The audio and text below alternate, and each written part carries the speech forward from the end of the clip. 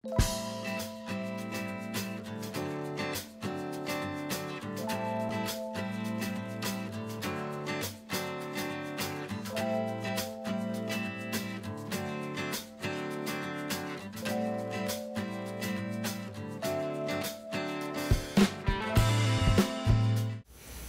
pues me da mucho gusto estar aquí. Muy buenos días a todos. Ha sido un inicio un poco accidentado, pero vamos a tratar de que esta sesión pues llegue a buen término y de que resulte de interés para todos, y sobre todo con la propuesta que nos ha hecho Carlos de hacerla mucho más interactiva. Entonces, pues daré mi ponencia y después seguramente que él podrá conducir una discusión muy interesante. Y bueno, yo quiero partir un poco de la conferencia del día de ayer del rector Tiana, en la que nos hablaba de las tendencias, porque esto tiene mucho que ver con el tema de las buenas prácticas, pues nos habla también un poco de las tendencias que hay en estas modalidades educativas que se empiezan a ver y que se van a seguir sucediendo a lo largo de los próximos años y a lo mejor de los próximos meses, de los próximos días. Porque la educación a distancia, bueno, como todos sabemos, ha florecido y se ha difundido por todo el mundo en los últimos 20 años de manera asombrosa, pero todavía se encuentra, digamos, a medio camino entre las filias y las fobias, ¿no? De quienes, unos que la defendemos a ultranza y la consideramos como la panacea para la resolución de problemáticas sociales o problemáticas de todo tipo, como la equidad, la marginación, el rezago educativo, y por otro lado están quienes la ven como una educación de segunda y no consideran sus bondades y sus potencialidades, ¿no? Casi que les huele a azufre. Entonces, a la mitad de estas dos posturas, creemos que es donde se encuentra realmente la educación a distancia, como en su justo medio. No es que esté destinada a resolver problemas multifactoriales que dependen pues de una suerte de problemáticas de toda índole y de encrucijadas en donde no solamente es la educación la que tiene que actuar, sino que son varios sectores, políticas, presupuestos, financiamientos, etcétera. Pero tampoco puede ser un ejercicio simplón de simulación que permite a los individuos obtener títulos baratos y carentes de calidad, como también ocurre, ¿no? Entonces, pues la educación a distancia, creo yo y creemos en mi universidad, que está haciendo un esfuerzo en muchas instituciones y que es un esfuerzo muy honesto y es un esfuerzo muy serio para atender a poblaciones que, bueno, ya sea que se encuentran en rezago educativo o que simplemente eligen esta modalidad por diversas motivaciones, ¿no? Y por otro lado, pues también están una serie de instituciones o de organizaciones que han surgido que la han convertido en un negocio bien rentable para ciertos grupos de poblaciones, ¿no? También. Entonces, es un buen momento para documentar, para señalar, para reforzar aquellas que consideramos las buenas prácticas, ¿no? Para que en esta justa medida que debe de situarse la educación a distancia, pues pueda ser reconocida, porque también es cierto que falta documentar muchas de las acciones que se llevan a cabo y entonces convertirlas en buenas prácticas, ¿no? Como que las buenas acciones o los buenos resultados que existen en diferentes entidades a veces no se conocen, no se comparten y por lo mismo pues no se hacen replicables para otros contextos. Entonces, pues existe pues la necesidad de que esta modalidad se le sitúe donde debe de estar y de que se atienda con criterios de calidad educativa que no necesariamente tienen que ser propios de la modalidad, aunque se trabaje mucho en la creación el desarrollo de indicadores, pero bueno, la calidad finalmente pues es la calidad misma y la calidad que debe de estar en todo proceso educativo, ¿no? La calidad de la docencia, la calidad de los materiales, la calidad de las metodologías que se utilicen y pues la calidad, ¿no? Finalmente. La educación a distancia que nace, y aquí también regreso un poco a la conversación, a la conferencia del día de ayer, la educación a distancia nace con modelos que imitan, ¿no?, al salón de clase. Entonces ahí teníamos los primeros portales, los portales de primera generación, que parecían un poco el salón en la web, ¿no? El tablón de anuncios, la cafetería, la biblioteca, un poco se trataba de imitar a la escuela en un sitio web. Pero hoy se mencionaba en la conferencia de apertura, es la educación presencial la que vuelve sus ojos a nuestras modalidades para recuperar aquellas fórmulas o aquellas metodologías que sí les son útiles y que los puede incorporar, digamos, al salón de clase, porque brindan la oportunidad con las plataformas, digamos, de segunda, de tercera generación, de centrar el aprendizaje en el alumno, de centrar el aprendizaje en la colaboración y lo que está ocurriendo con esta situación es que está habiendo una hibridación de modalidades que parece ser ya una tendencia irreversible, ¿no? En muchos lados o en la mayoría de los lados. Entonces, en medio de ello, pues es necesario rescatar esas buenas prácticas que han hecho que sus resultados mejoren, porque pues ciertamente que la evolución de la educación a distancia la ha llevado a aproximarse cada vez más a criterios de calidad y que en muchas ocasiones pues pasan desapercibidas y quedan como experiencias aisladas, ¿no? Entonces, ese es el contexto en el que vamos a hablar hoy de las buenas prácticas que se desarrollan a cabo en la UNAM. O sea, me voy a referir a lo que hemos rescatado y a lo que estamos trabajando en la universidad en el tema de las buenas prácticas, pero que yo considero que puede ser una experiencia que pueda ser extensible a otras universidades. Yo hablo de nuestra experiencia, pues porque es la que conozco y en la que estamos trabajando, pero a lo mejor en la discusión podemos ver que a lo mejor ni somos tan diferentes y que tenemos pues muchos puntos de encuentro, ¿no? Como lo hicimos con esta experiencia. Entonces, pues ahora sí, les pongo un poco en contexto porque no todo mundo conoce a la universidad, ni tendría que ser así, pero yo les cuento que la educación a distancia en la UNAM se encuentra y los programas viven dentro de las facultades. No es que haya como una universidad paralela que los acoja, sino que todo el tema de la educación a distancia y abierta, porque en nuestro caso son dos modalidades diferentes, se encuentra agrupado, digamos, en un sistema que se llama el SUAYED y que yo sé que es un nombre muy extraño, pero quiere decir Sistema de Universidad Abierta y Educación a Distancia. Y así, brevemente, para darles un contexto y que se pueda comprender mejor lo que voy a exponer, les diré que el SUAYED es un sistema que está formado primero pues por un órgano colegiado que dicta recomendaciones, que da criterios, que atiende asuntos académicos, que se llama el Consejo Asesor. Después hay una instancia coordinadora, que es la Coordinación de Universidad Abierta y Educación a Distancia, que apoya a los programas, que lleva a cabo innovaciones, que intenta como impulsar cambios, como introducir fórmulas nuevas, que forma a los profesores, que prepara a los alumnos en los cursos propedéuticos y que tiene esas funciones tanto como de coordinación y como de impulso para, digamos, para mover al sistema, para mantenerlo cohesionado y para que avance en nuevas fórmulas educativas en este tema.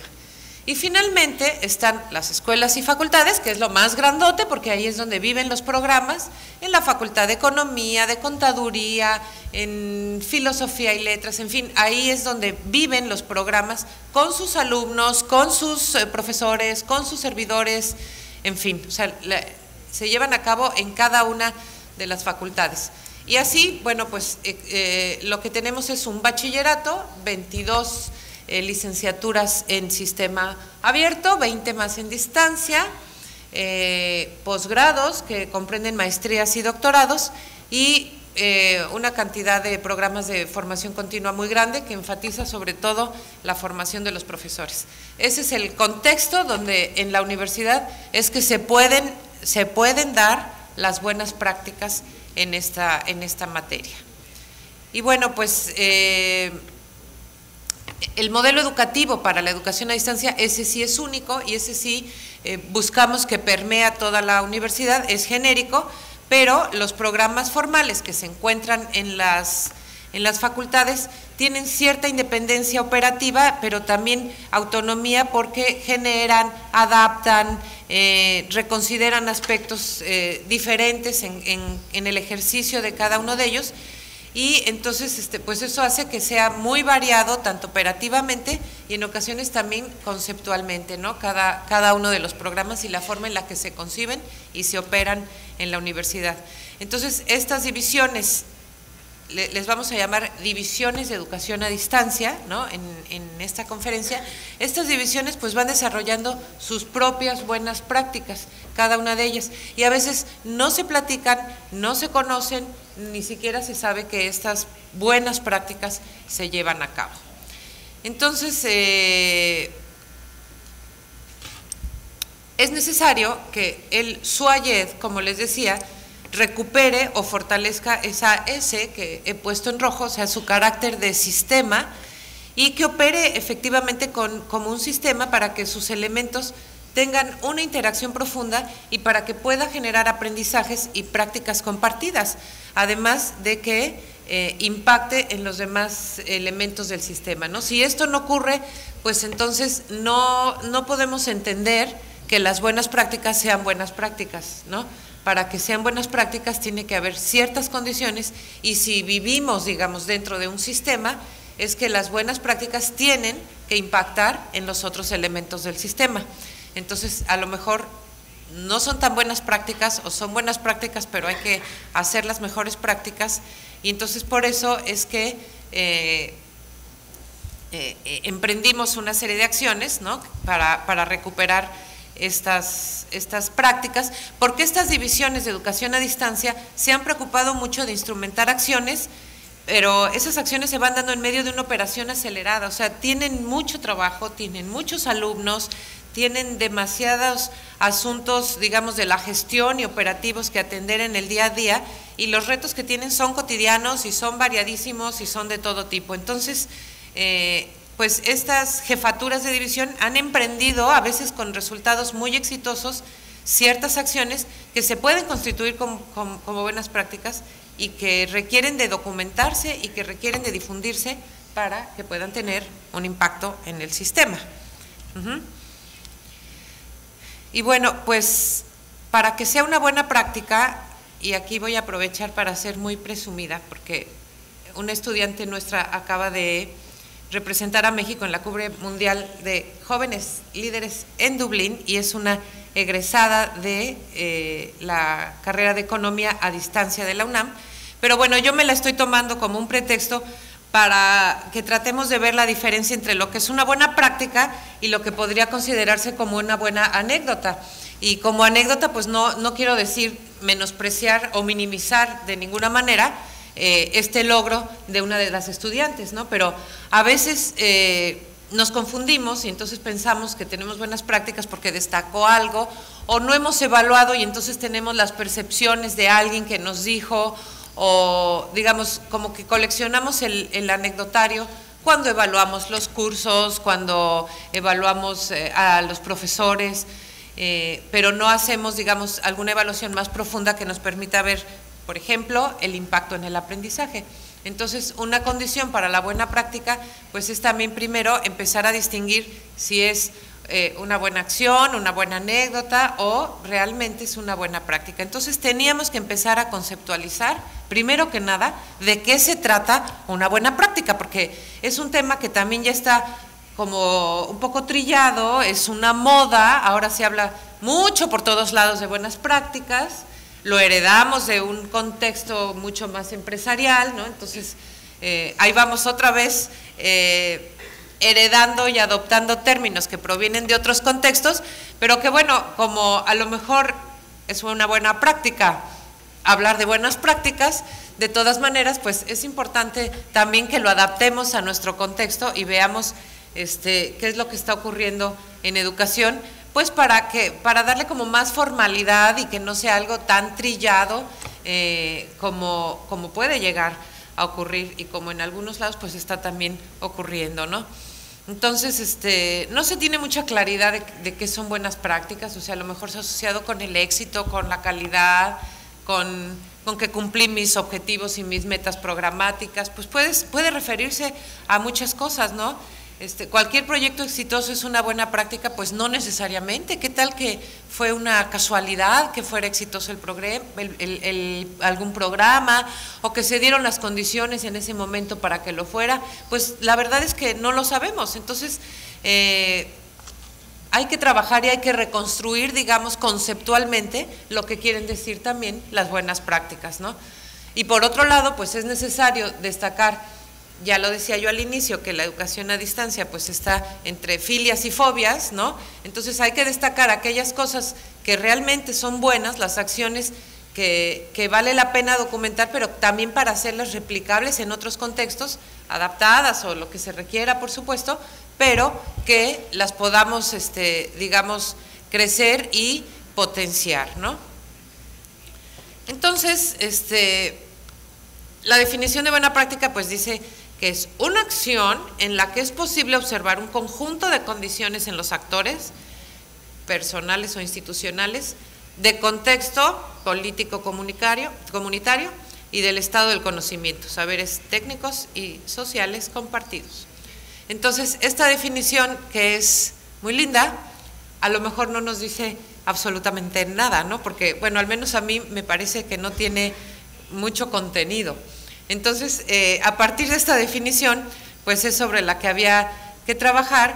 Y entonces, bueno, en la bibliografía y esto ya empezamos a encontrar como algunos indicadores de lo que sería la buena práctica. Por supuesto, los tratamos de adaptar al contexto, metimos otros, quitamos algunos, ¿no? Entonces, bueno, pues para que sea una buena práctica decidimos que debe ser previamente inexistente y aportar un elemento innovador, ¿no? Para que promueva una transformación real, debe de optimizar los recursos existentes demostrando su empleo efectivo y un aprovechamiento eficaz de las oportunidades, y debe generar una situación de aprendizaje y producción de conocimiento, ¿no? Nuevo, por supuesto. También debe ser sostenible en el tiempo, porque si no se sostiene en el tiempo y nada más es, digamos, de una ocasión, pues entonces a lo mejor no fue una buena práctica, no es replicable, ¿no? Debe ser evaluable en su aplicación, y con evaluable, pues creemos que no basta las encuestas de opinión, donde todo el mundo quedó muy contento y muy satisfecho, sino evaluaciones serias que permitan, por ejemplo, ver si se atendió positivamente al rezago educativo o al abandono, o se impactó en el aprendizaje, en fin. Debe permitir un seguimiento de la incorporación de los cambios en la práctica y en el contexto en el que se da esa práctica, y puede replicarse en otros contextos y en otras situaciones. Entonces, así ya las cosas, con una definición de buenas prácticas y con indicadores de lo que podemos entender por una buena práctica, llevamos a cabo en nuestra universidad un seminario de buenas prácticas con los 20 estos jefes de división que les decía, para podernos a trabajar sobre el tema de las buenas prácticas, pero hacerlo dentro de un trabajo y un espacio colaborativo que permitiera la construcción conjunta y compartir aprendizajes entre todos. Entonces, bueno, pues se llevó a cabo este seminario con el objetivo de difundir esas buenas prácticas que en materia de educación abierta y a distancia realizan las escuelas y facultades del SUAYED, a fin de propiciar aprendizajes compartidos y fortalecer, digamos, esta visión integradora y sistémica que debe prevalecer y que debemos de fortalecer todo el tiempo dentro de todos estos actores que juegan en un marco pues muy complejo, ¿no? En la universidad, en medio de normativas, en medio de muchas figuras que convergen en estos espacios, y que si no se fortalece como sistema, pues entonces lo que ocurre es que se empieza a dispersar y cada quien trabaja por su cuenta con no tan buenos resultados. Entonces, para ello empezaron a trabajar estos actores en lo que consideraban ellos sus mejores prácticas dentro de su facultad, ¿no? O sea, tuvieron un espacio y un tiempo de trabajo para documentar estas buenas prácticas, y pues se constituyó como un espacio de reflexión e intercambio de ideas que requirió esta definición previa, pero que cuando se empezó a ver los trabajos y las prácticas que ellos reportaban, se pudieron constituir, digamos, 3 ejes de análisis y entonces se trabajó, digamos, en 3 mesas en el tema de buenas prácticas, dividiéndolas un poco en buenas prácticas en la gestión, buenas prácticas con los actores y buenas prácticas en el currículum, ¿no? Más o menos ahí cabían estos trabajos presentados y se pudieron ordenar de esa manera. Pero bueno, ahora que les cuente lo que ocurrió, esto no es para que lo lean, porque la siguiente, por favor. Pero pues es una matriz donde se ve cómo quedaron ordenados, digamos, los trabajos que recibimos y que son de distintas facultades. Más o menos hubo un equilibrio entre los trabajos presentados. Hubo otros que no puse porque pues no me parecieron como muy relevantes o habían presentado confusiones, pero estos más o menos se referían, digamos, a las buenas prácticas que se habían hecho en la universidad en esas 3 líneas de acción, ¿no? Y después lo que hicimos fue hacer un análisis transversal, digamos, en el que pudimos darnos cuenta que las mejores prácticas que se llevaban en la universidad con respecto de los actores, o el interés, ¿no?, central está respecto de los actores, que son, bueno, los profesores, los estudiantes, los administradores, que tenían que ver con evaluaciones, tenían que ver con diagnósticos iniciales y tenían que ver con seguimientos a trayectorias escolares. O sea, esos eran como las 3 preocupaciones o las 3 cuestiones centrales en las que están trabajando estas divisiones para instrumentar, digamos, buenas prácticas, lo cual nos quiere decir que allí están las preocupaciones centrales, pero también que ahí están poniendo o intentando poner soluciones, ¿no? En cuanto al currículum, encontramos que se referían las prácticas tanto a la necesidad de tener un currículum diferenciado de la educación presencial, esto porque son muchas asignaturas cuando se traslada de manera directa, entonces esto pues impacta por supuesto en un abandono temprano y en formas de organización curricular. O sea, se discutió mucho y se presentaron ejemplos de buenas prácticas de cómo el currículum podía organizarse de otra manera y con estudios que habían permitido ver que otra organización curricular podía tener resultados diferentes, positivos por supuesto, en el aprendizaje, en la retención y en la eficiencia terminal. Entonces, bueno, por ahí van los temas de buenas prácticas de currículum. Y en cuanto a la gestión, pues modelos de gestión también diferenciados de los sistemas presenciales, seguimiento a estudiantes y apoyo a la permanencia y a la titulación. O sea, eran como sistemas de control escolar, de seguimiento escolar, que permitían tener como mucho más ordenado, igual a diferencia de los sistemas presenciales que tienen otras características y otras lógicas, digamos, para las matriculaciones, para la asignación de grupos, para la asignación de asignaturas, y entonces que tenerlos, digamos, diferenciados, pues podía tener mucho mejores resultados. Entonces, bueno, pues con este trabajo que después hemos decidido que va a ser un trabajo permanente porque queremos publicar, queremos que esto derive, llegue a otro puerto, derive, se difunda, y ahora pues está incipiente, se ha desatado ya la reflexión y se han desatado los trabajos, pero este proceso de identificar y sistematizar, hacer análisis y difundir fue enriquecedor para todos, ¿no? Para las mismas divisiones, para quienes organizamos, esperemos que tenga, bueno, pues también un impacto en mejorar los procesos que se llevan a cabo para convertirlo efectivamente en buenas prácticas, ¿no? Se hizo una reflexión crítica y continua entre varios agentes. Entonces, nosotros pensamos que recuperar estos aprendizajes implica no solamente reflexionar sobre los resultados que obtenimos, que hemos obtenido, sino sobre los procesos y las formas de hacer, rescatando pues las voces de quienes lo están haciendo, de los que están involucrados, y propiciando la generación de un espacio de encuentro como este que tuvimos a puertas cerradas durante 2 días, que contribuya a la socialización de las experiencias y enriquecimiento de todos. Es decir, si trabajamos como un sistema y tenemos buenas prácticas y no las hemos conocido y no las hemos compartido, pues el cuestionamiento que nos hacíamos era si efectivamente esas son unas buenas prácticas, ¿no? Si se quedan en casa, porque entonces ya no están respondiendo a los indicadores que señalamos que debía tener para hacer una buena práctica.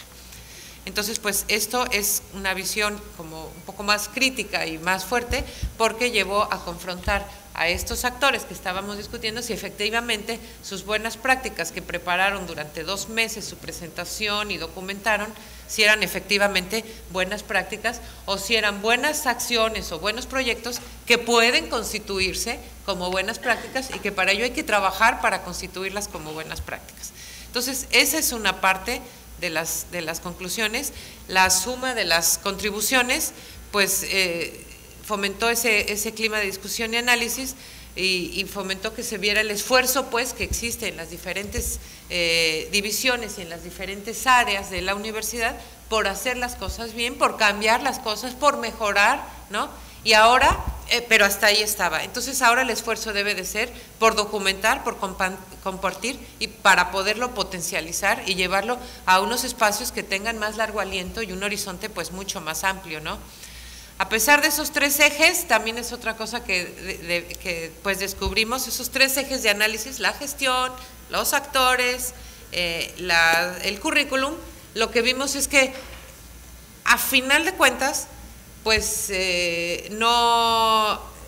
ninguna de las prácticas cabía así de manera cuadrada, digamos, en un cajoncito, sino que siempre tenía como ejes, puntos de encuentro y se tocaba con las otras áreas, ¿no? Entonces la división acabó siendo un poco artificial y porque había que trabajar en mesas y había que dividir al grupo y había 3 aulas y entonces nos teníamos que poner en algún sitio y teníamos que darle un orden para poder hacer el análisis, pero la verdad de las cosas es que no hay nada aislado, o sea, tú no puedes tener una práctica con estudiantes que no toque al currículum o que no toque a la gestión, ¿no? O con profesores, o no puedes hacer un sistema de gestión que no tenga que ver con el currículum, que no tenga que ver con los usuarios de ese sistema, que son los actores, y en fin, entonces esa fue otra cosa que fue como muy bueno descubrir entre todos cuando empezaron a ver y empezamos a ver y a exponer, ¿no? Ya en una sesión plenaria, pues que las prácticas se tocaban,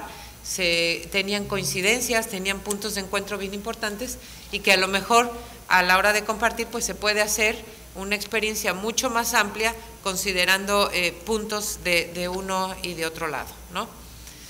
Entonces, pues socializarlas favorece esto, ¿no? O sea, se consolidan diversos esquemas alternativos también de educación al interior de la UNAM, porque son fórmulas que a lo mejor se han ido como improvisando o inventando en el camino para resolver un problema, pero que si después ya se sistematizan y se fortalecen, pues que también nos puede dar pautas para innovar, ¿no? Y para fortalecer esquemas nuevos que vaya que los necesitamos todo el tiempo y todos nosotros para poder dar una atención pues diferenciada y acorde a los requerimientos de nuestros estudiantes y de nuestras modalidades. Entonces, pues la conclusión que se llegó a cabo, la más fuerte, pues que es esto, ¿no? O sea, que las buenas prácticas a lo mejor no eran buenas prácticas, entonces fue así como un poco como cuando la hipótesis no se acepta en una investigación, ¿no? Pero bueno, finalmente fue muy enriquecedor porque se pudo acordar que es necesario considerar, digamos, esas áreas de oportunidad que se tienen para fortalecerlas y para hacerlas mucho más sólidas. Entonces, bueno, pues finalmente este seminario tuvo como consecuencia emprender esfuerzos para definir esos criterios para valorar cada una de las buenas prácticas, valorar las prácticas presentadas considerando esos criterios definidos y para recopilar y estructurar información necesaria relacionada con prácticas para convertirlas en una buena práctica. Entonces, yo concluiría que es muy necesario siempre contar, digamos, con criterios o con indicadores que nos permitan ubicarnos y que también nos den la pauta para ver hacia dónde podemos avanzar, porque el hecho de que una buena práctica la consideremos una buena práctica, pues no quiere decir que sea ya algo, un producto acabado y ya permanente y puesto ahí para para la historia, ¿no? O sea, finalmente, pues son procesos que toda la vida y todo el tiempo hay que estar modificando, adaptando, rehaciendo, reconstruyendo, reinventándonos, ¿no? Porque pues las condiciones cambian día a día y entonces tener criterios que nos permitan ubicarnos y tener una visión mucho más crítica, pues nos da como seriedad, pero también, por otro lado, la importancia de documentar y de evaluar para poderlo hacer extensible a otras áreas. Entonces, bueno, pues es eso, es eso. Bueno.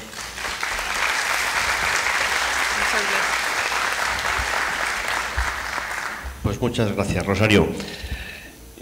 Yo, mientras la he estado escuchando, he estado tomando notas para proponer algunas, en el contexto de las buenas prácticas, ideas, iniciativas que me han venido a la cabeza que se pueden considerar como tal en nuestra universidad, por aquello de que no lo tenía preparado, pero que creo que sí que en el planteamiento que hemos hecho de propiciar un debate, pues yo creo que lo voy a exponer y después pues daré la palabra a otras personas que también pueden aportar algo y finalmente pues podemos hacer un turno de preguntas si es necesario. ¿Cuáles son las ideas que me han venido a la cabeza a mí respecto a buenas prácticas? No sé si se me oye bien, sí.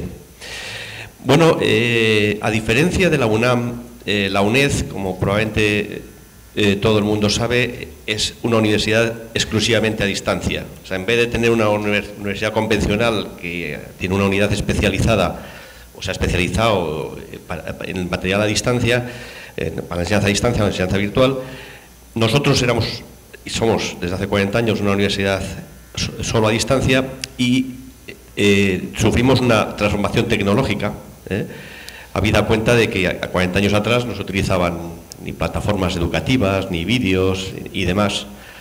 Entonces, en esa transformación tecnológica desarrollamos una plataforma propia, que probablemente se conozca, que es la plataforma ALF, para la transmisión de nuestros cursos a distancia fundamentalmente. Bueno, pues esto fue una revolución, sobre todo para el profesorado. El profesorado, no todo el profesorado estaba dispuesto a transformarse tecnológicamente, porque hablamos de que se tenía una forma de funcionar y había que pasar a otra, pero ha sido necesario hacerlo. Entonces, bueno, yo como mala práctica, o no mala práctica, digo mal resultado, resaltaría una experiencia que nos ha ocurrido y es el rechazo por parte del profesorado a cambiar de su forma de trabajo. Pero finalmente se ha hecho. ¿En base a qué? Y aquí es donde resaltaría algunas buenas prácticas, quizás buenas prácticas institucionales, pues una particularmente llevada a cabo en el Instituto Universitario de Educación a Distancia, que soy director, pero de forma reciente. Esto se ha hecho tiempo atrás, y es todo el tema de formación en estas tecnologías para la enseñanza virtual. Digamos que el desarrollo de esta plataforma se llevó bastante, en una unidad tecnológica, pero con bastante consonancia con la unidad de formación del IUED, de tal manera que, bueno, al primero que había que transmitir los cambios tecnológicos que ocurrían en la universidad era el profesorado de la universidad, que con mayor o menor rechazo demandaba que se les formara. Entonces, como buena práctica, claramente institucional, digo, es contar pues con las universidades, todos lo tienen, con un instituto universitario de educación a distancia, o un típico ICE, Instituto de Ciencias de la Educación, que vaya preparando, adaptando al profesorado sobre la tecnología que va a tener que usar de manera obligatoria, porque al final nosotros lo tuvimos que usar de forma obligatoria. Entonces, eso ha supuesto mucho trabajo para el Instituto Universitario de Educación a Distancia, lo que es la formación durante los últimos 8 o 10 años, pero ha dado sus frutos. El rechazo se ha transformado en asunción la gente no solo lo ha asumido, sino que ha encontrado que es la herramienta ideal para trabajar con sus alumnos y sus estudiantes en el mundo actual, en la universidad a distancia. Otra cosa que me viene a la cabeza, también en la que he participado yo ya este último año, como buena práctica institucional. Nuestra universidad tiene, y probablemente otras también, unas convocatorias anuales de premios del Consejo Social. El Consejo Social, digamos que lo explicó el rector ayer, es el órgano que aprueba los presupuestos generales. Bueno, pues tiene anualmente una convocatoria dirigida a los profesores de la universidad para que compitan por un premio a las mejores prácticas educativas. Yo he participado en 2 de ellas y he de decir que, bueno, pues he encontrado cosas sorprendentes. ¿En qué sentido? Bueno, pues ahí se han presentado proyectos educativos voluntarios de asignaturas de las enseñanzas regladas que se salen de lo normal. Es decir, que, como he dicho al principio, tuvimos una transformación tecnológica, la mayoría de los profesores podían ser más o menos reacios, todos nos transformamos, pero ha habido profesores que están encantados con las nuevas tecnologías y han experimentado más allá de lo mínimo que se exige para poner en manos de nuestros estudiantes. Con lo cual hacen experiencias diversas, que ponen textos, libros enriquecidos, ponen vídeos de todas clases, mini vídeos, digamos, eso que debería ser lo común, poco a poco tenderá a serlo. No todo el profesorado lo impone, lo implanta en sus cursos oficiales, pero en cambio sí que hay algunos que se pasan de la media. Bueno, pues hay un premio en el que, en la medida que ese premio se difunda, pues se incentiva a que el resto de los profesores pues se impliquen más en el uso de las nuevas tecnologías para mejorar sus cursos. Otra idea que también es institucional, porque estoy hablando, como digo, desde el punto de vista del Instituto Universitario de Educación a Distancia, que he tenido ocasión de ver este año que llevo yo de director. Bueno, es una experiencia que también llevaba 8 años. Son lo que son las redes de investigación en innovación docente.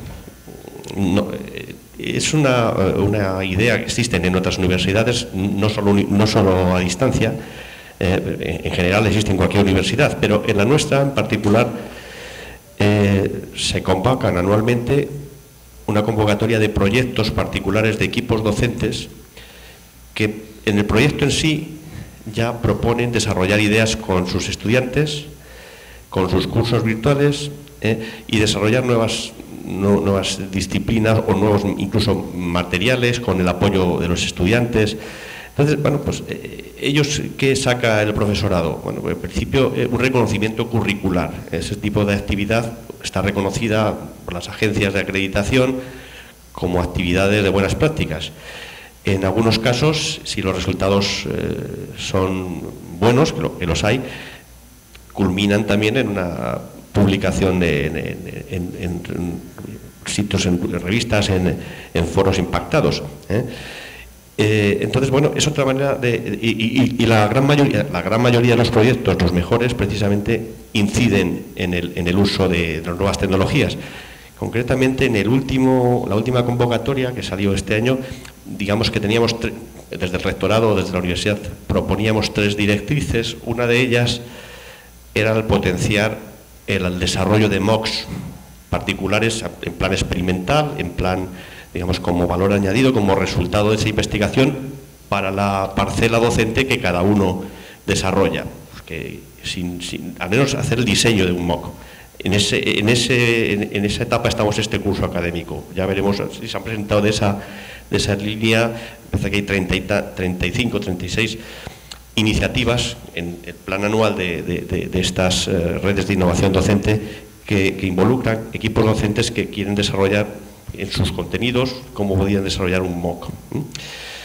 Y entonces, por último, y relacionado con esto, por un lado está las redes de innovación docente propiamente dicha, y luego, cuando finaliza, que se termina con una entrega de una memoria, precisamente la recopilación de las memorias y la evaluación se realiza en el instituto nuestro, en el IUED. Finalizado esto, se organizan también unas jornadas de presentación de trabajos. Bueno, pues esa experiencia también es enriquecedora. porque ahí cada uno de los equipos que han estado trabajando enseñan a los demás en qué ha consistido su innovación. Y yo estuve en las últimas porque, como digo, este último año, eso se llevaba con anterioridad, pero no participaba yo desde la dirección. Se ponen de manifiesto lo que unos compañeros han hecho en distintos ámbitos y la gente se queda sorprendido, dice, hombre, ¿cómo somos compañeros de la universidad y no sabemos que estáis haciendo esto? O sea, se agradecía ese vehículo de difusión de los resultados que a su vez incentivan que otros profesores que a lo mejor eran reacios al uso de las nuevas tecnologías empiecen a serlo. Básicamente esas son las ideas que me han venido para complementar, no tenía preparado, no tenía un discurso elaborado, pero me ha venido a la cabeza estas ideas que creo que sí que pueden tener que ver con buenas prácticas en el uso de las tecnologías. Probablemente me puedan surgir más, pero yo creo que para hacer este cambio de ciclo puede ser suficiente. No sé si en esta línea podemos continuar con las experiencias de las profesoras que he mencionado con antelación, que también así y de manera improvisada les hemos sugerido que hagan algo parecido a lo que yo he propuesto. Por tanto, no hay PowerPoint ni demás. No sé si quién de los dos, Patricia o Rosuel, ¿quién primero prefiere? Rosuel, pues si quieres subir aquí o te doy el micrófono. Gracias. Bueno, buenos días a todos, todas. Mi nombre es Rosberly Rojas. No sé dónde ubicarme porque estoy como perdida aquí en el espacio, como para no darle la espalda. Yo soy de la UNED de Costa Rica, es una universidad que también es de educación a distancia, es una universidad especializada en la modalidad de distancia. Tenemos 37 años de trabajo en Costa Rica y atendemos alrededor de 30.000 estudiantes al año en esta modalidad, tanto en grado como en posgrado, también en cursos de extensión. Con respecto a esta temática, bueno, inicialmente la UNED también comenzó con la modalidad de distancia tradicional, o sea, toda su producción de material impreso y audiovisuales para apoyar el aprendizaje fue como la fortaleza inicial de la universidad. Esto permitió que la modalidad pues democratizara el espacio de la educación superior en Costa Rica. En los últimos años, al igual que la mayoría de las universidades, las nuevas tecnologías se han incorporado, pero la universidad tiene como una convicción de que queremos seguir en lo que llamamos la educación a distancia, o sea, no nos queremos transformar, es una decisión, en una universidad de educación virtual, sino que se quiere permanecer siendo una universidad donde las tecnologías apoyan la modalidad educativa, de forma que no se pretende que los cursos se ofrezcan en forma virtual únicamente, sino que las plataformas apoyen el curso, sean un complemento para el estudiante que prefiere que su forma de aprendizaje le favorece las tecnologías y además que tiene acceso a ellas, ¿verdad? Entonces se le brinda la parte de la plataforma virtual, que hasta ahora pues se ha usado Blackboard Learn y Moodle. Ya para el otro año estamos pasándonos a Moodle como plataforma. Sin embargo, se continúa también con el uso de los materiales impresos audiovisuales, la radio, la tutoría en los centros universitarios para aquellos estudiantes que por alguna razón personal de aprendizaje, de su forma de aprender o contextual, requiere esto. ¿Y esto por qué lo digo? Porque Costa Rica es un país en donde todavía hay lugares rurales en donde digamos hay una brecha tecnológica, hay una brecha digital todavía. Entonces, en los lugares más alejados, el estudiante, la persona estudiante, si bien puede acceder al internet, generalmente lo hace con un teléfono o con un dispositivo de acceso a internet, no con una conexión de alta velocidad. Entonces, hay estudiantes que si nosotros virtualizamos, los vamos a excluir del sistema porque o les saldría muy caro la conexión a internet por medio de la internet móvil para bajar contenidos y para estar accesando a la red, y a veces también es muy lento. Entonces, el tema contextual en nuestro caso como país es un tema que todavía es importante, ¿verdad? ¿Cuál es la realidad de los estudiantes? ¿Cuáles son sus condiciones contextuales? Y eso es como importante a la hora de tomar una decisión de política institucional, como es el caso de la introducción de las tecnologías. Pero bueno, dentro de esa realidad, la introducción de las tecnologías ha traído, digamos, en línea con lo que decía el profesor, la necesidad de la formación y la capacitación en dos vías.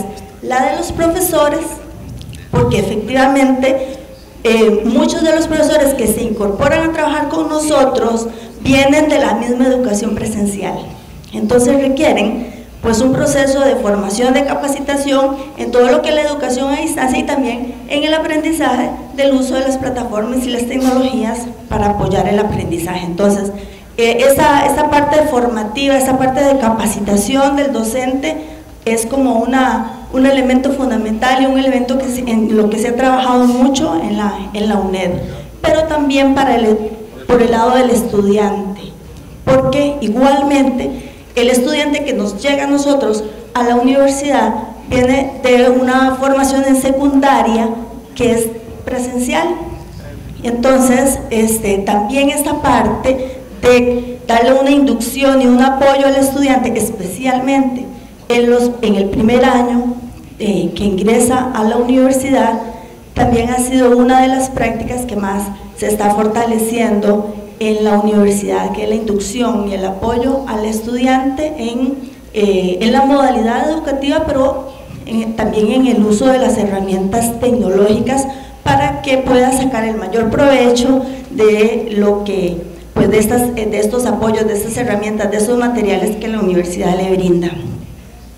En este último tiempo, la universidad está trabajando entonces también, como les decía antes, dado que mucho estudiante accede por medio del smartphone, está trabajando en crear aplicaciones y crear este tipo de aplicaciones que le permite al estudiante ingresar más fácilmente también y usar pues las herramientas que la universidad le da. Pero bueno, básicamente pues son algunas ideas que yo les quería comentar respecto a nuestra práctica en la UNED. Quizá para mí, desde mi punto de vista, muy importante el tema de la capacitación y el tema de la inducción, tanto en los actores, tanto de los profesores como de los estudiantes, y el tema de conocer y de investigar las realidades del país, las realidades contextuales en las cuales la universidad está, de conocer quién es la persona estudiante, cuáles son sus características, sus realidades, sus características de aprendizaje, para poder entonces llegarle de una forma más apropiada a sus necesidades. Gracias.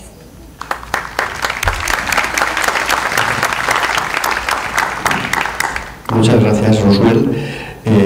Tiene la palabra ahora Patricia Ugaz, de la Pontificia Universidad Católica de Perú. Gracias. Muy buenos días a todos. Como lo ha presentado Carlos, yo soy Patricia Ugaz, provengo de la Pontificia Universidad Católica del Perú, y bueno, a diferencia de nuestros colegas del UNED, nuestra universidad es principalmente una universidad presencial. Tenemos 97 años como universidad y apenas unos 20 años que empezamos con lo que es la formación de educación a distancia, básicamente desde la especialidad de educación para formar a los maestros que se encontraban a nivel nacional. Hace unos 13 años el rectorado decidió formar lo que hoy en día es la Dirección de Educación Virtual. En los inicios contamos con la asesoría de Marta Mena, una colega que el día de hoy también nos acompaña, quien nos asesoró justamente en lo que es la constitución de nuestro modelo educativo. ¿Qué es lo que tenía el rectorado como mirada? Es fomentar el área de educación virtual desde las distintas especialidades y no solamente de la especialidad de educación.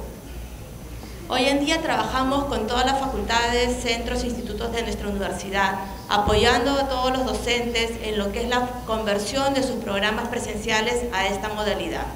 El equipo de PU Virtual cuenta hoy en día con 60 especialistas, ¿no? Es un equipo interdisciplinario en el que con el tiempo no solamente nos hemos dedicado a apoyar y formar a los profesores de nuestra universidad, sino que además fuimos un poco atrevidos y hace unos 4 años incursionamos en lo que es el sector de e-learning corporativo.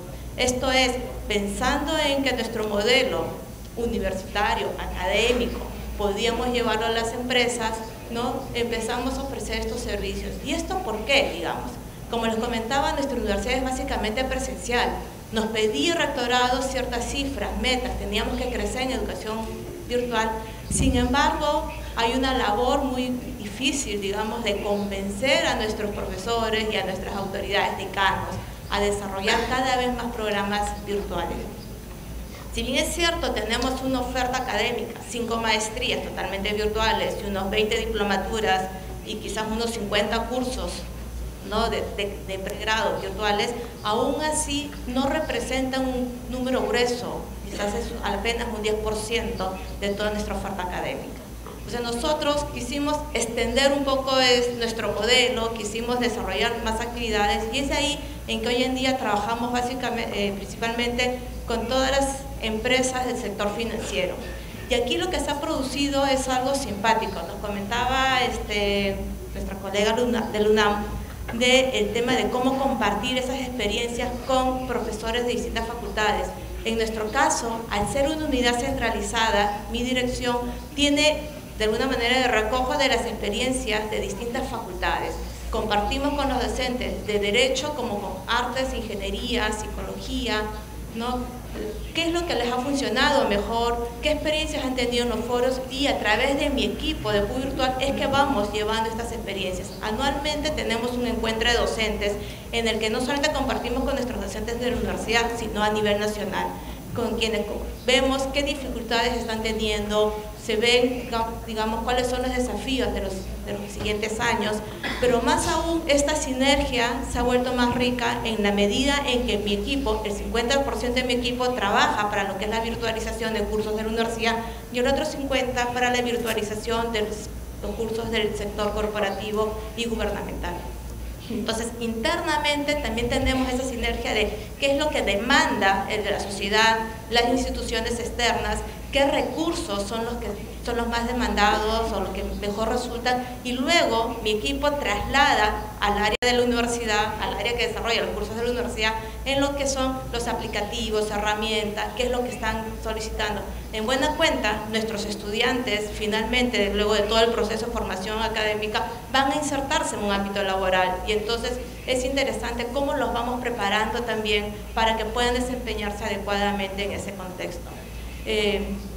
Son los retos, los tiempos, las demandas son diferentes del sector corporativo con el sector académico, pero aún así siento que vamos haciendo esa sinergia, quizás con un poco de dificultades en un inicio, porque cuando de pronto incorporamos, por decir, actividades lúdicas, interactivas, algunos conceptos de gamificación muy demandados y utilizados en el sector corporativo, nuestros profesores nos decían, esto es algo académico, es serio, yo no quiero que mis alumnos jueguen, ¿no?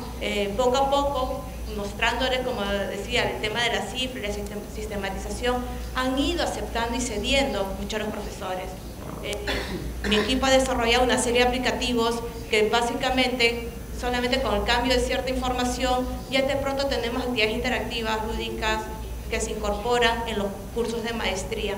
Estamos desarrollando una serie de actividades en el que algo que valoran mucho nuestros clientes es que como universidad nos preocupamos en el aprendizaje y el logro de las competencias, que quizás cuando nosotros competimos en el sector externo, digamos, con algunas consultoras, un poco lo que valoran es que la preocupación por el aprendizaje y el aprendizaje del adulto es muy marcado, más allá de quizás el tema de la programación, el tema de diseño gráfico, que quizás estamos no tan a la par con las empresas publicitarias con las que ellos trabajan, digamos, ¿no?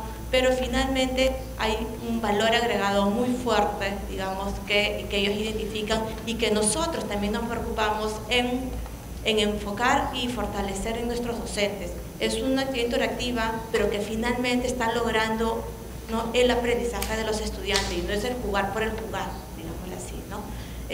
Algo curioso que algún docente nos comentó es que había revisado en las estadísticas, nosotros trabajamos con Moodle en la universidad, y algo curioso fue que se había percatado que sus alumnos participaban más de esas actividades interactivas que en los foros de discusión, por ejemplo, ¿no? Entonces, como que sí era bien recibido por los estudiantes.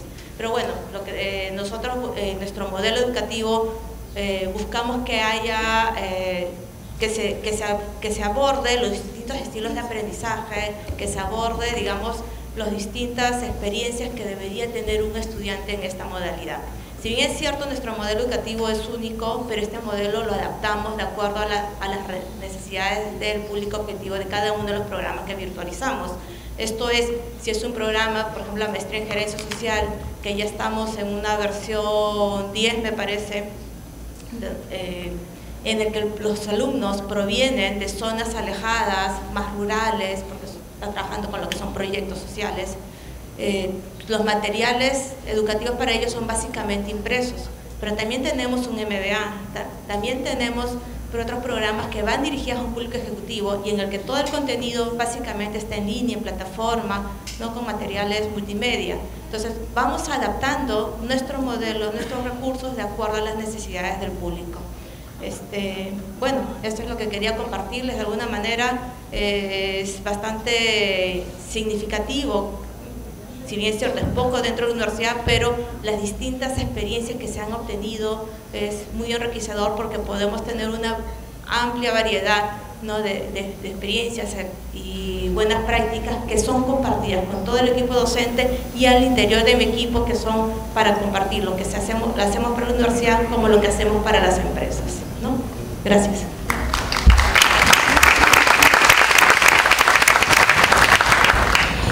Muchas gracias, Patricia.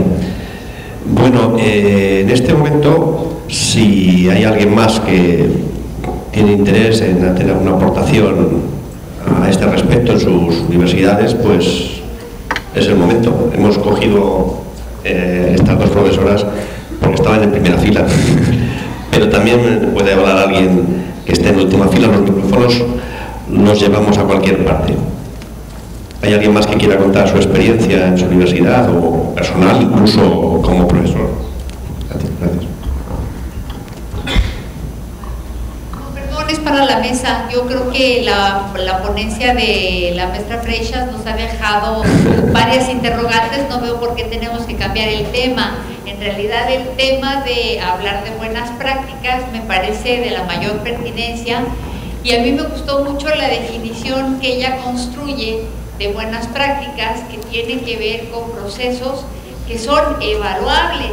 Entonces, justamente hablar de narrativas, pues sí es muy enriquecedor y resulta interesante, pero prácticas que puedan ser evaluables, que puedan ser replicables en otros contextos, pues me parece que son todavía más valiosas.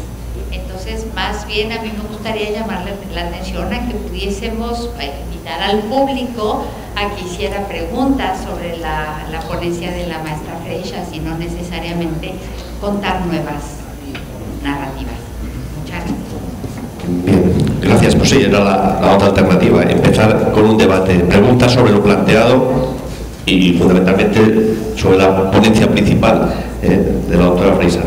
¿Hay alguien que tenga alguna pregunta? Bom dia, meu nome é Lúcia Maria, trabalho no Instituto Benjamin Constant, aqui no próprio corredor aqui, um prédio bem interessante para quem quiser conhecer. Trabalhamos com celos. Eu gostaria de perguntar à mesa se os cursos de vocês já são acessíveis no processo de inclusão de deficientes, no caso surdos, cegos e idosos. Por que isso? Eu trabalhei como conteudista no primeiro curso de pós-graduação à distância em educação especial. E uma das grandes preocupações nossas era de fornecer ao Brasil inteiro por essa via, capacitação para professores cegos do Brasil também, e professores surdos do Brasil também. Então eu queria saber se na universidade de vocês e na Espanha a gente tem um contato com a ONCE, no caso da Espanha, né? Temos um contato com a ONCE para que os sites sejam acessíveis a essas pessoas. Eu queria saber se dentro das boas práticas da universidade de vocês e do que foi explanado hoje, se essas pessoas estão sendo atendidas como uma boa prática inclusiva. Muito obrigada. Uma pergunta para mim? Sim, para a mesa, para a plateia, para todos que trabalham com educação à distância. No caso, especificamente eu trabalho só como conteudista, mas tivemos muita dificuldade de colocar a nossa plataforma acessível para essas pessoas. E ainda estamos buscando esse caminho. Então, eu queria saber da experiência de vocês sobre isso. É nesse sentido. Obrigada.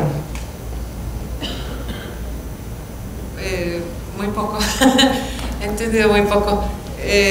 Si entendí bien... No, si entendí bien, tiene que ver con cuáles son nuestras experiencias en hacer los cursos accesibles a poblaciones con discapacidades. ¿Sí? Bueno, en la plataforma. Para discapacidad visual tenemos previsto algunas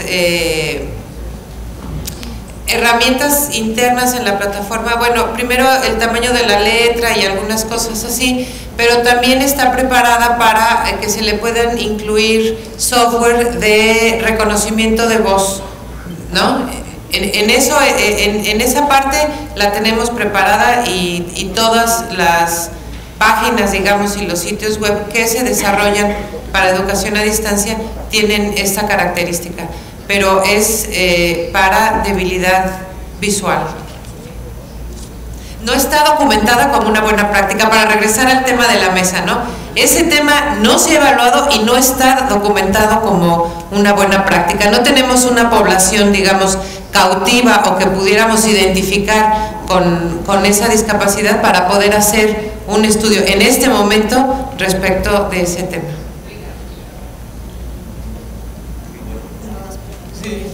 Bueno, por lo que a mí respecta, también puedo aportar algo en la UNED.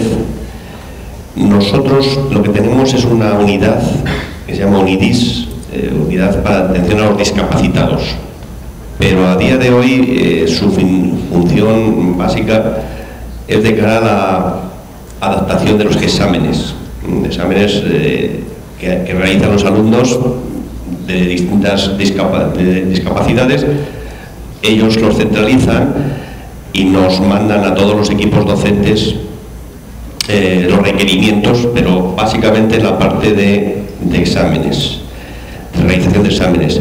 Con respecto a la plataforma, eso sí que he de reconocer que significa un problema en el sentido de que la plataforma ALF que hemos desarrollado, en la que están todos los cursos, tiene ciertas dificultades de expansión. Y ha sido uno de los debates durante este último año de cambiar a otra plataforma que tenga per se herramientas de accesibilidad. Ha sido un parámetro, hemos estado valorando, no sé si termináramos transformando o cambiando la plataforma, porque es cuestión también económica. La universidad tiene que tener dinero para hacer una transformación de todos sus cursos de la plataforma nuestra, ALF, a otra nueva. Pero de los parámetros que se están midiendo es cuestiones de accesibilidad, y se ha estado valorando tanto Moodle como BlackBerry, que sí que disponen per se de instrumentos que facilitan estas posibilidades. Dicho esto, digamos, esto institucionalmente, para lo que tenemos para toda la universidad, no es generalizable, pero sí que hay iniciativas particulares. Cuando he mencionado los premios del Consejo Social de nuestra universidad, Concretamente, quiero recordar, hubo una propuesta de un equipo docente que justamente su mayor aportación es que se había adaptado a todo tipo de discapacidades. Fue un esfuerzo personal de una asignatura, de un curso, y utilizando una plataforma propia. Estos, de hecho, era un equipo docente de la Escuela de Informática, entonces pues, han puesto a su disposición una serie de herramientas dedicadas básicamente a todo tipo de discapacidades.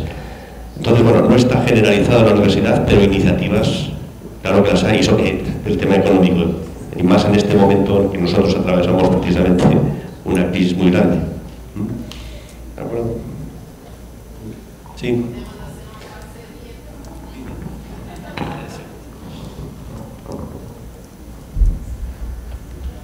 Mi nombre es César Núñez, São Paulo. Mi pregunta es sobre buenas prácticas, ¿cómo son reportadas? Porque una cosa es tener un reporte de la buena práctica, otra cosa es ver o navegar por la práctica. Hoy hablamos mucho de contenidos abiertos, de educación abierta. Tengo trabajado con muchos maestros. Tenemos el concepto de prácticas abiertas. Significa que se puede mirar cómo participaban docentes, alumnos, interactuaban. Entonces no es un relato, sino que ir a la práctica. Me gustaría saber, eso tiene un impacto enorme para la diseminación, para aprender con los otros. Y me gustaría saber, en este caso de las buenas prácticas, ¿qué tienen? ¿Es acceso a las prácticas o simplemente relatos de prácticas? Relatos de prácticas, casi, pero no totalmente. Trabajar buenas prácticas en la universidad es una nueva práctica, no se había hecho anteriormente, y fue primero un poco como un sismo, porque empezamos meses atrás a pedirles que identificaran, que documentaran, y después terminamos en una serie pues de narrativas o de descripciones de buenas acciones que sin duda han llevado a buenos resultados, pero que como se mencionaba, no han sido evaluadas sistemáticamente, no se han replicado, no se han difundido. Entonces, justo lo que estamos trabajando ahora es en la manera de reportarles para poderlas difundir de otra forma. Entonces, ¿qué hicimos? Pues ahora estamos trabajando, esto no lo mencioné, en un ejercicio de autoevaluación de la buena práctica para ver si es buena práctica, si es perfectible y en qué sentido para avanzar a constituirse como una buena práctica y cómo documentarla. Entonces, a raíz de los indicadores que mencioné, que aquí los dije grosso modo, pero si es evaluable, si es replicable, si es, en fin, si se constituyó de manera democrática, todos los indicadores, elaboramos un documento, un instrumento de autoevaluación que se distribuyó entre los participantes para que pues hicieran el ejercicio y pudiéramos tener elementos para cómo reportarlas. Entonces, este instrumento de autoevaluación tiene tres partes. Una que es de respuesta construida, donde pues libremente van a partir de una serie de preguntas respondiendo y elaborando una reflexión escrita acerca de su proyecto, de su práctica. La segunda es una matriz con esos indicadores y una escala de Likert para que se sitúen y entonces podamos tener y hacer un ejercicio donde a golpe de vista rápido nos podamos situar, digamos, si estamos muy al inicio o muy acercándonos a la buena práctica. Y la tercera es que trabajen sobre posibles soluciones o posibles maneras de instrumentar acciones orientadas a la mejora. Entonces, eso es lo que están llenando ahora ellos. Hemos recibido ya algunos resultados, pero creo que estamos cayendo, y hay que decirlo otra vez, en lo mismo. La mía es muy buena práctica, la misma. Entonces, están muy orientados como hacia el 10 de la escala, ¿no? 7, 8, 9. Y entonces, pues es muy complicado, pero tomamos la decisión de hacer el seminario permanente y estarnos reuniendo de manera permanente, y entonces lo que vamos a trabajar es que críticamente y entre todos pues se pueda ir construyendo esa autoevaluación, y también un poco porque al verse reflejados en el otro y trabajando en equipo, ya no va a ser tan necesario posicionarse, digamos, como con una buena calificación, como cuando estás presentando algún reporte para recibir un estímulo, ¿no? Aquí no hay estímulos, no hay nada, entonces vamos a seguir trabajando así, en colaboración. Y entonces quizá el año que entra les podamos contar en qué derivó.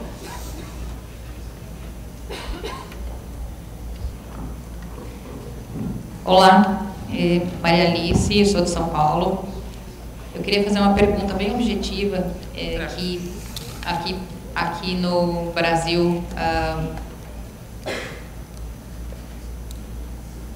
pronto, tá vendo? Então, primeiro uma pergunta bastante objetiva, que aqui no Brasil a gente sempre usa a educação à distância e educação aberta fica para cursos que são cursos livres. Se essa é a diferença que você faz quando você diz de educação à distância e educação aberta, só para fazer uma comparação com os termos que são usados aqui. E uma segunda parte que seria uma consideração sobre justamente essas boas práticas, né? Então, de todas aquelas características que você aponta, o que seriam as boas práticas.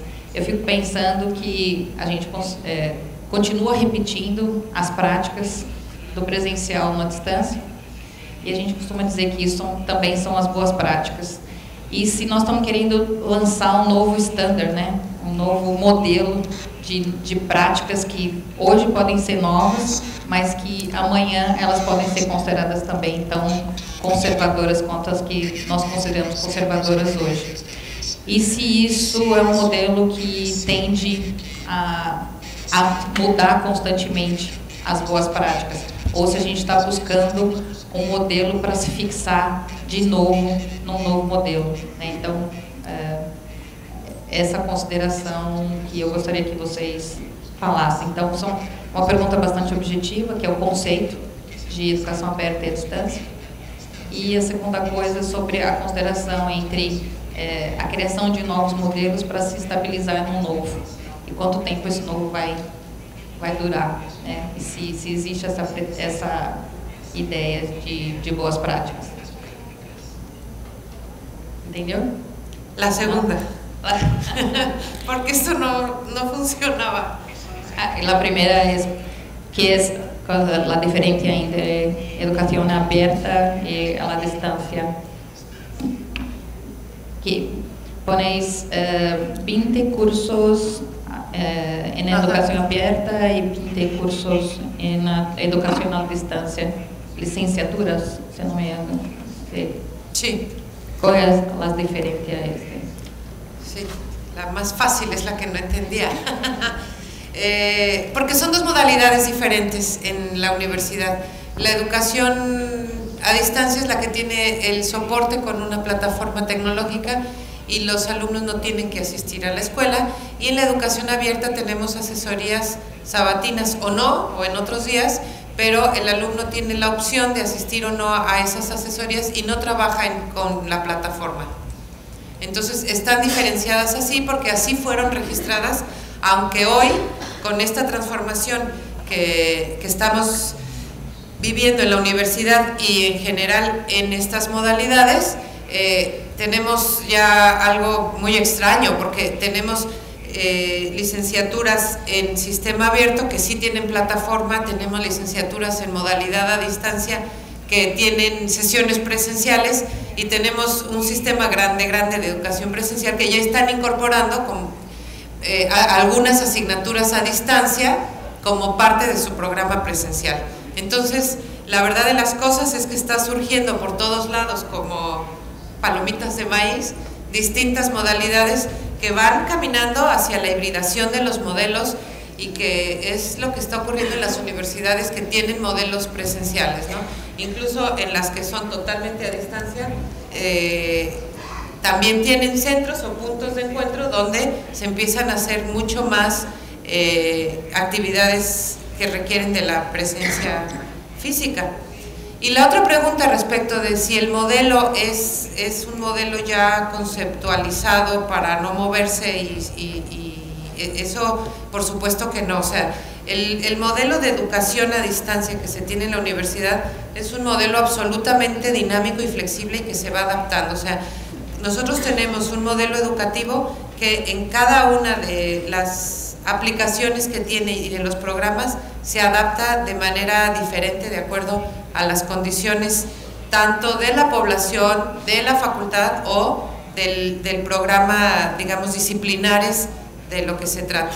Y el concepto de buena práctica, pues estas buenas prácticas seguramente adaptándose a esas circunstancias tan cambiantes y que van cambiando todo día a día, pues entonces tienen que ser buenas prácticas. O sea, un indicador de ser una buena práctica es que se adapte al cambio y se adapte de manera eficiente, satisfactoria para resolver nuevas necesidades. ¿Sí, ¿sí entendí la pregunta? Más o menos.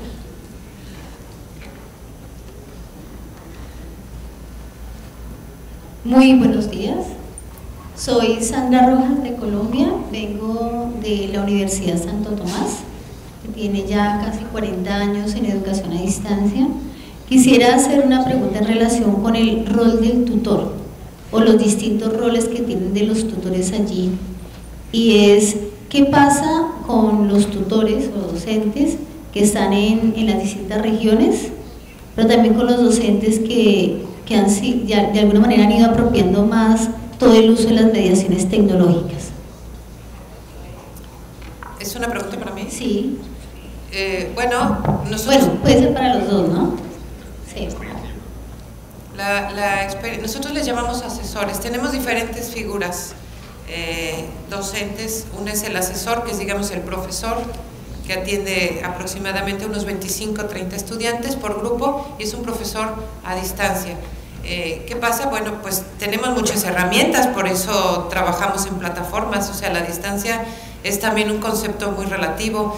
Tenemos aulas virtuales donde podemos ver, los estudiantes nos ven la cara, donde podemos tener sesiones, pues hasta podríamos llamarle presenciales, aunque estén en la distancia, porque son síncronas, porque nos estamos viendo y nos estamos escuchando pues de esa manera síncrona. Entonces la distancia geográfica pues no es una distancia que nos preocupe mucho si tenemos la plataforma y la herramienta. Y por otro lado tenemos un programa de formación de profesores donde todos es condición, digamos, para ser profesor en estas modalidades, tomar algunos cursos de una oferta básica que tenemos, y entonces más o menos tenemos las competencias homologadas en los profesores.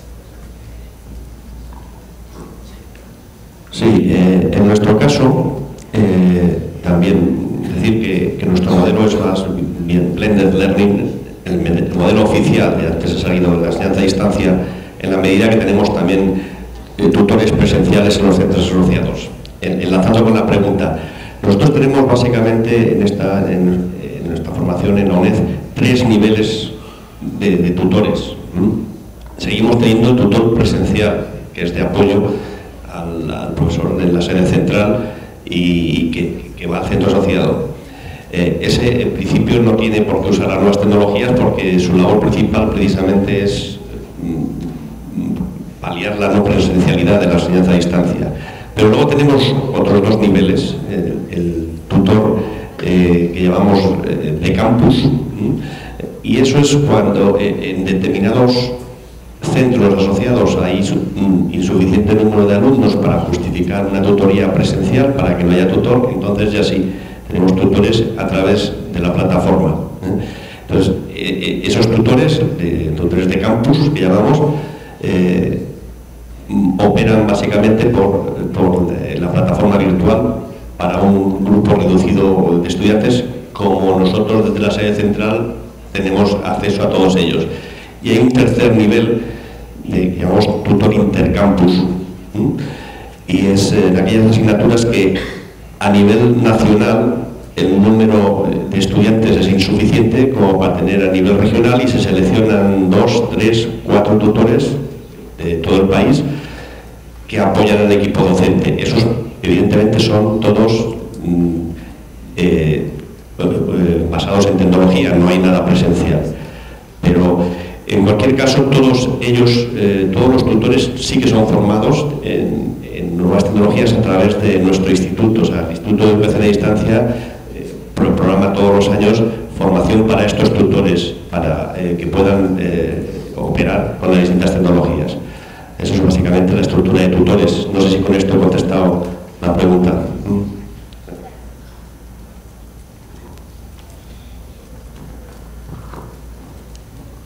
Sí, es una pregunta para María del Rosario. Me pareció muy interesante todo el proceso que relataste, que han relatado, que han desarrollado en la UNAM. Y perdón por la pregunta porque me parece que es un poco exigente, pero viene del interés, ¿no? Del interés porque entiendo las dificultades que habrán tenido para, en una universidad, de la importancia del tamaño de la UNAM, siendo una universidad bimodal, poder desarrollar este proceso. Por eso es muy valioso para todos nosotros en Latinoamérica.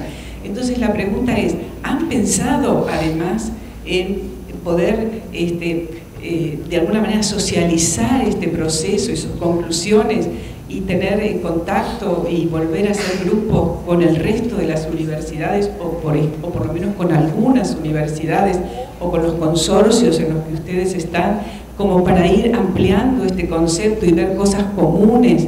Si bien los contextos son importantes, pero siempre hay algunas cosas que se repiten y son comunes para formar un modelo de buenas prácticas. ¿Han pensado en esa posibilidad? Claro que hemos pensado, y no es una pregunta muy difícil, pero difícil es hacerlo.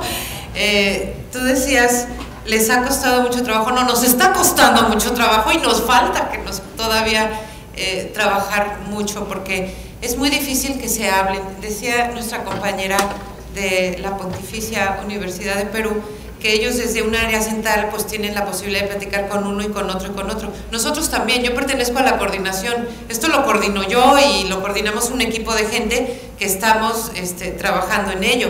Pero ese no es el problema es que economía platique con ciencias políticas y ciencias políticas con Cuautitlán, que además está a 40 kilómetros porque es otro campus, ¿no? Y entonces ese es el problema, que se platiquen. Nosotros queremos que no solo que se platiquen, sino queremos que aprendan, queremos que retomen lo bueno del uno el otro.